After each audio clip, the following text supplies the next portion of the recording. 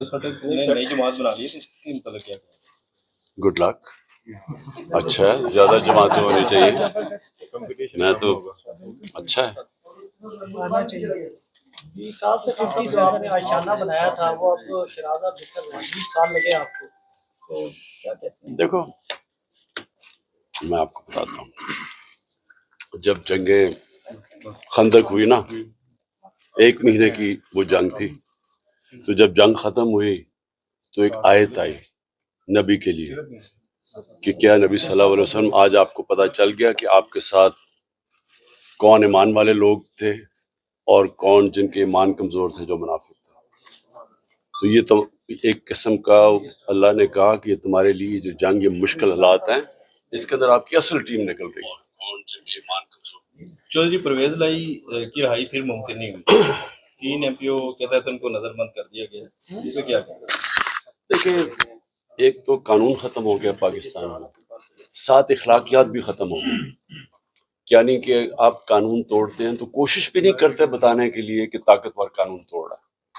یعنی اتنی ہٹ دھرمی سے قانون توڑا جاتا ہے اور طاقتور اپنی طاقت دکھا کے بتاتا ہے کہ یہاں جو میں کہتا ہوں وہ قانون ہے. تو پرویز الہی جو سٹینڈ لے گئے ہیں, میں تو سلام کرتا ہوں کہ اس عمر میں جس طرح کہ ان کو مشکلات کی سامنا کرنا پڑا, جس طرح رکھا گیا جیل میں, تو میں تو حیران ہوں کہ ہمارے جن کو میں سمجھتا تھا اپنی پارٹی میں نظریاتی ہیں, وہ ایسا پریشر نہیں لے سکے, اور جو باہر سے آئے ہیں پارٹی کے وہ اس طرح کا سٹینڈ لے گئے ہیں. میں تو سلام کرتا ہوں.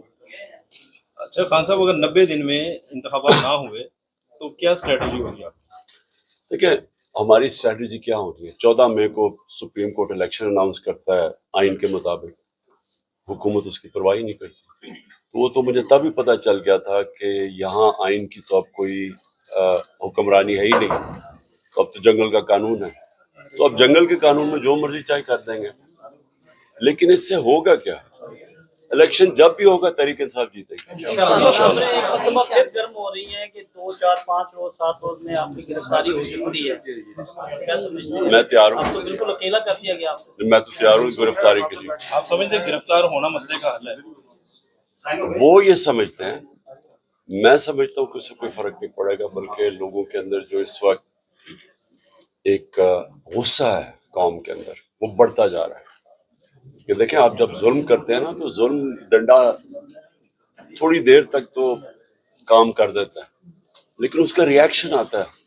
تو یہ جیسی پریشر اترے گا الیکشن کا, آپ دیکھ لیں گے کہ اس میں دودھ کا دودھ پانی کا پانی ہو جائے گا.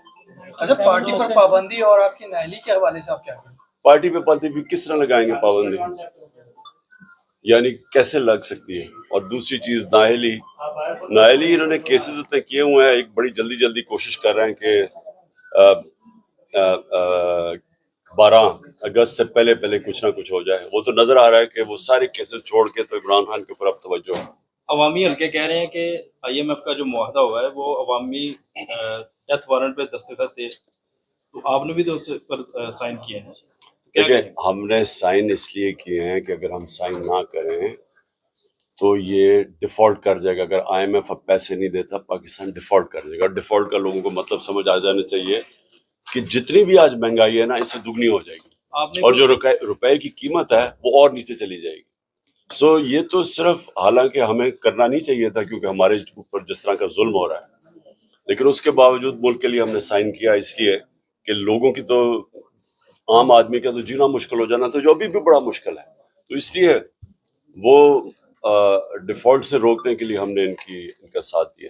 اگر آپ سمجھتے ہیں کہ مستقبل میں آپ کی گورنمنٹ بن سکتی ہے تو کوئی معاشی پلان بنایا ہے, کوئی معاشی ٹیم آپ کی ہے, آپ نے کیا پیپر ورک کیا ہے؟ معاشی پلان بن بھی رہا ہے, بڑی آؤٹ آف دا باکس چیزیں بھی لے کے آ رہے ہیں, کیونکہ اب عام قسم کی روایتی اکنامکس چلانے سے ملک ٹھیک نہیں ہوگا.